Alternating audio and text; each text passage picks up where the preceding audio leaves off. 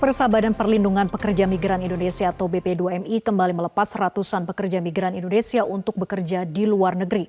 Sebanyak 690 PMI akan dikirim ke Korea Selatan melalui program G2G atau Government to Government.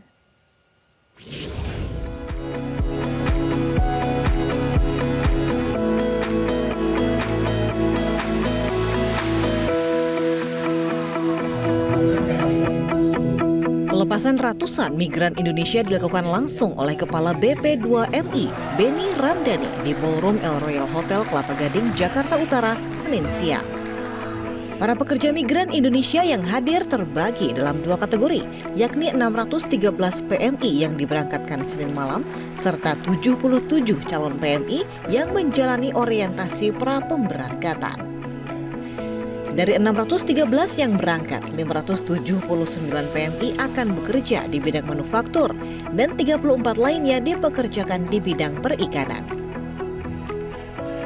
Kepala BP2MI, Benny Ramdhani mengatakan acara pelepasan ini telah dilakukan rutin setiap minggu. Hingga hari ini tercatat sudah lebih dari 10.000 PMI yang dikirimkan BP2MI ke Korea Selatan dari target 12.000 PMI pada tahun 2023. Menurut Benny, jika penempatan PMI di luar negeri tembus lebih dari 12.000 orang, maka hal itu akan mengulang keberhasilan BP2MI pada 2022. Nah, acara seperti ini mungkin kita lakukan tiap minggu dan alhamdulillah per hari ini sudah melewati angka 10.000 yang kita tempatkan ke Korea. Nah, ini kan masih ada sampai terhitung 31 Desember.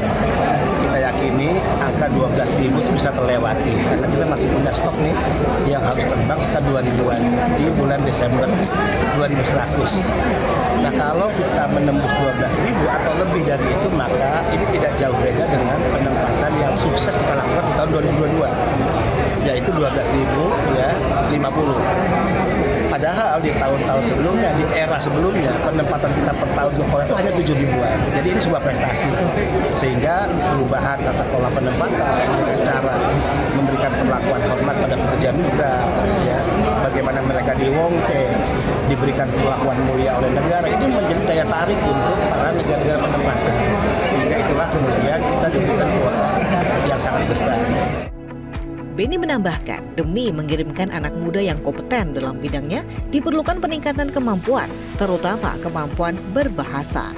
Meskipun ada konsekuensi anggaran yang lebih besar, namun Benny menegaskan hal itu tidak menjadi masalah. Ya, keahlian, keterampilan, dan juga kemampuan berbahasa itu penting. Walaupun ini juga belum sepenuhnya ideal. Saya ingin kemampuan berbahasa mereka bisa diperkuat lagi. Untuk fishing saya ingin mereka 1 bulan. Itu mereka harus diklat ya untuk sektor perikanan misalnya. Dan itu konsekuensinya biaya.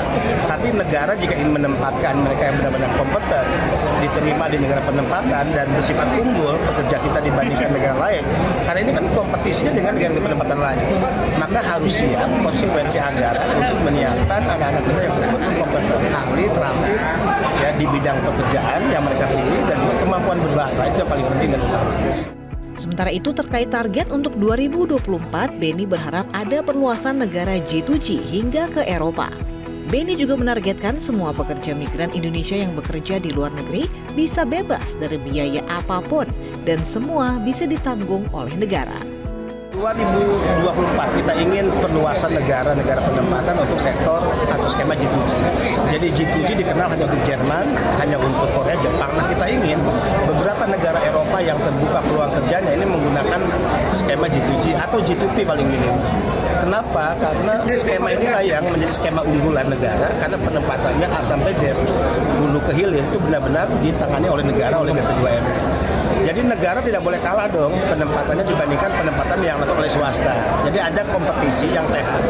Penempatan yang dilakukan oleh negara dengan yang dilakukan oleh swasta. Dan selama saya memimpin saya nggak mau kualitas penempatan yang dilakukan oleh G2G itu lebih rendah dibandingkan oleh G2P, termasuk SDM yang kita siapkan. Tapi yang ditempatkan negara itu minimal harus terus mengurangi biaya yang dibebankan pada anak-anak muda, anak-anak bangsa ini. Kemarin kita sudah bebaskan mereka untuk pembekalan. Tahun tahun ini kita bebaskan jaket mereka tidak include lagi dalam tiket pesawat. Tiketnya udah lebih murah. Sebetulnya biaya paspor visa itu sudah ditanggung oleh negara. Itu keinginan saya. Biaya medical check up mereka ditanggung oleh negara. Ya, termasuk biaya tiket pesawat itu ditanggung oleh negara. Tapi kan ini adalah kerja keras yang tidak seperti membalikan telapak tangan. Dari Jakarta, Tim Liputan Metro TV.